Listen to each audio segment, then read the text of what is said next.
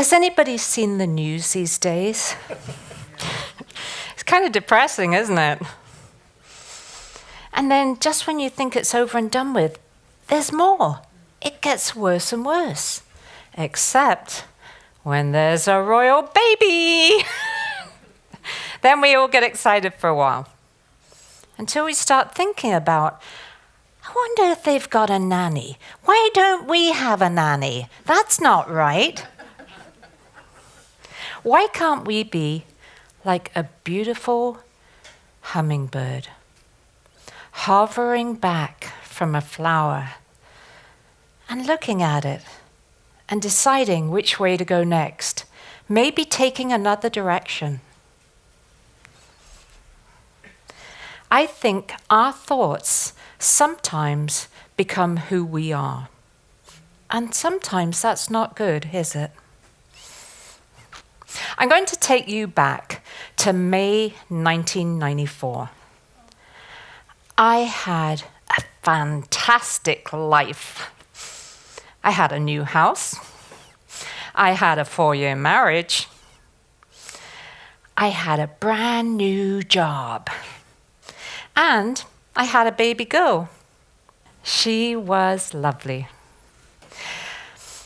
Can you smell the baby powder? I can. And the soft skin. It's funny how things that seem so good can suddenly go so bad.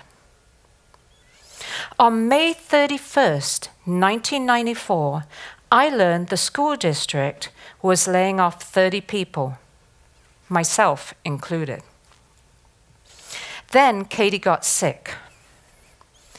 And before long, she was diagnosed with pneumonia and taken to BC Children's Hospital intensive care unit. Every day I visited her. One day I'd been visiting and came home, and there was a telephone ringing. Yes, it was the hospital. A doctor said to me, "We've had some bad news.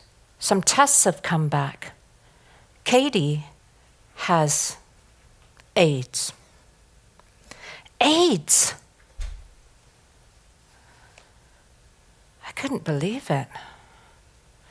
They told me, "You and your husband will have to come in and get tested, and we have to retest Katie to make sure it is correct."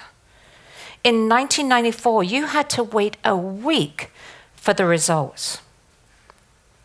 Finally, they called us in. They said, "Denise, you have HIV. Katie does have AIDS. Your husband is not infected." I didn't understand.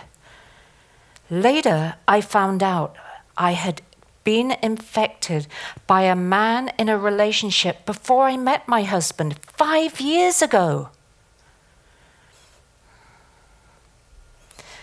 They told us Katie will likely live 2 years. You may live 5 years. Katie became very sick right away. This is a picture of Katie and I just 3 weeks before she died, 3 months later.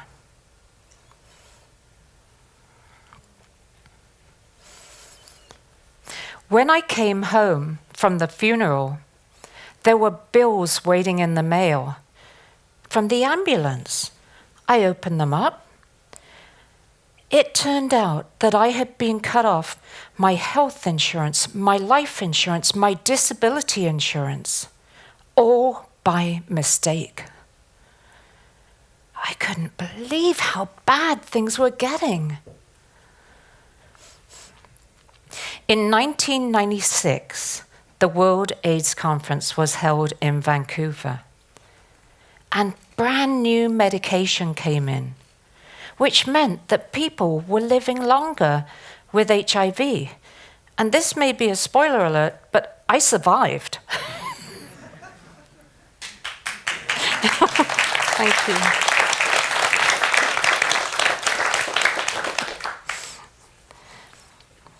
Also, when women were tested during pregnancy for HIV, they didn't pass on the virus to their child when they were on medication.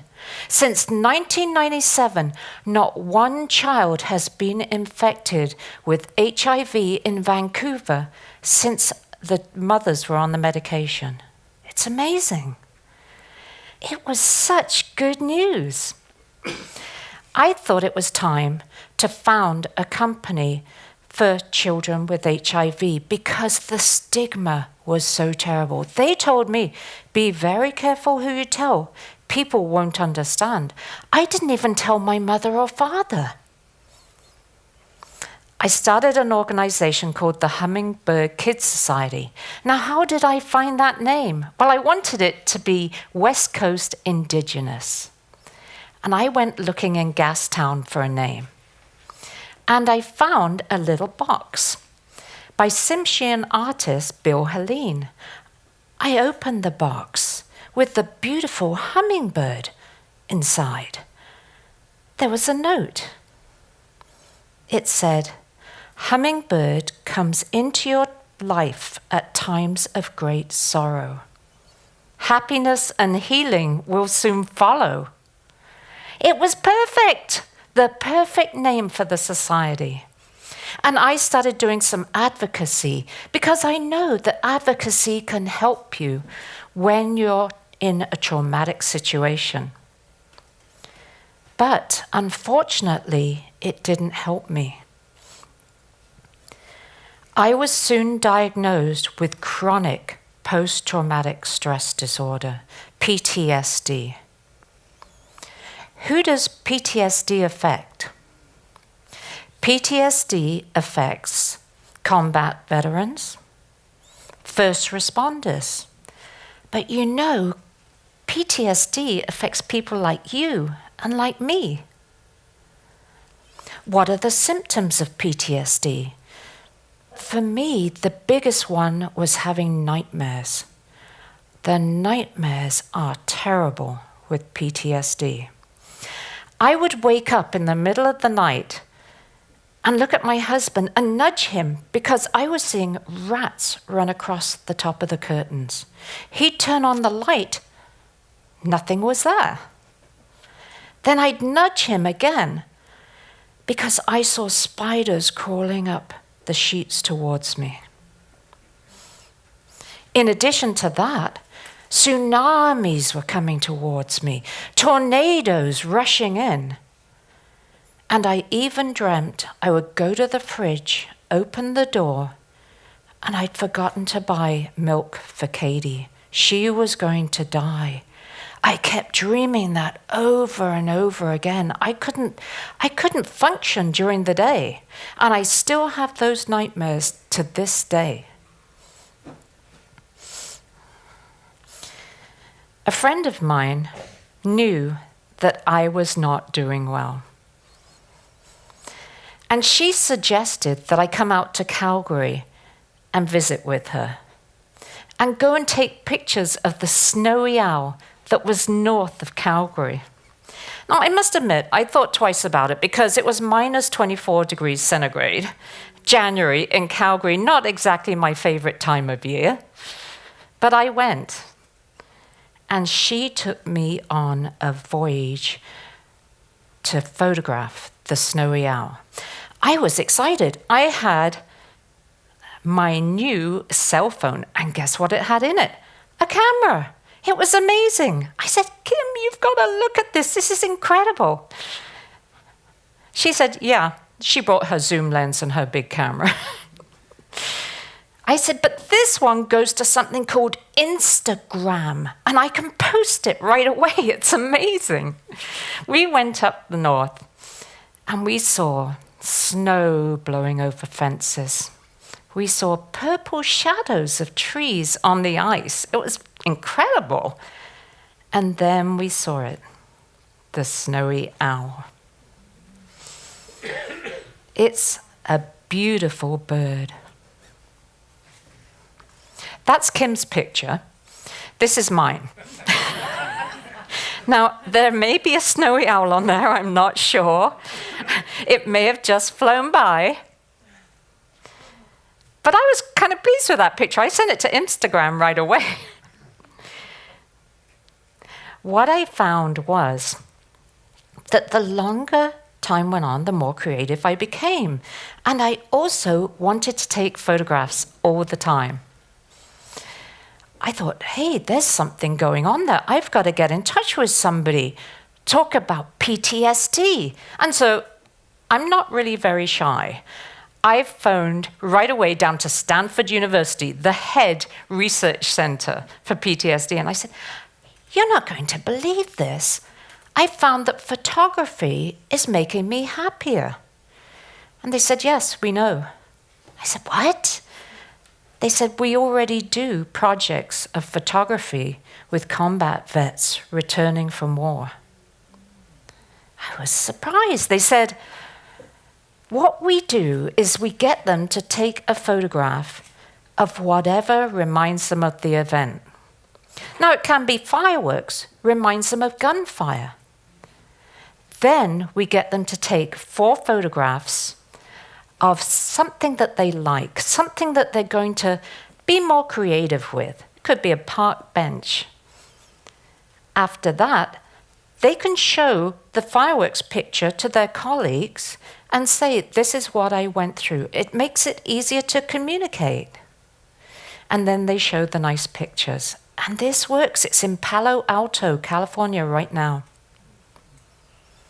Then I heard that the British National Health Service is working with patients who are depressed and joining them up with hobbies such as gardening, growing flowers, and seeing how beautiful the world is.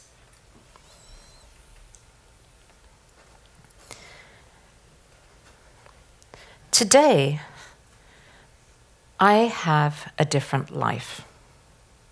My husband of 18 years, who was never infected, and I parted ways.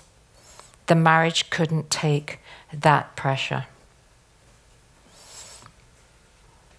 I went to a wedding, and I met another man. And he said, I'd like to get to know you. I said, oh no, it's me, it's not you. And he said, no, that's what all the women say. I said, no, in this case, it really is me. The next day, I got something on Facebook. And he said, I'd still like to get to know you. I thought, this guy's darn persistent. I said, well, there's something you've got to know. He said, I already know. I said, what do you know? He said, you've got HIV. I said, how do you know that? He said, I Googled you. What a man. The first date, we went to his garden.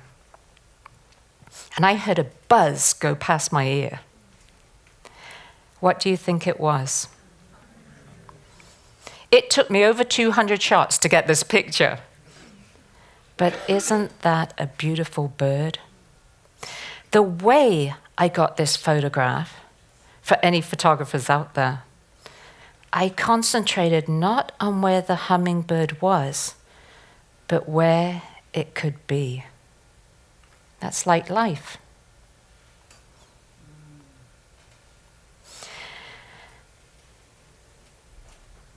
What am I telling you? I'm telling you that we need to be more creative and stop getting stuck in depression. We have an Instagram account now called Hummingbird Day. Hummingbird Day is August 31st. It's easy to remember. August 31st was the date that Katie died, but it's also the date that Princess Diana died. What I'd like you to do is get creative on August 31st. Send in a picture to Instagram. My friend Vivian said to me, I just don't take photographs. I'm not going to do that. I said, Vivian, come on, it's for me. And she said, well, I guess I could take a picture of nose hair. I said, yes, let's go and take a picture of nose hair. Let's find gray ones, black ones. So that's what we're going to do. I hope that you will use your creativity to find how beautiful the world is again, just like a hummingbird. Thank you.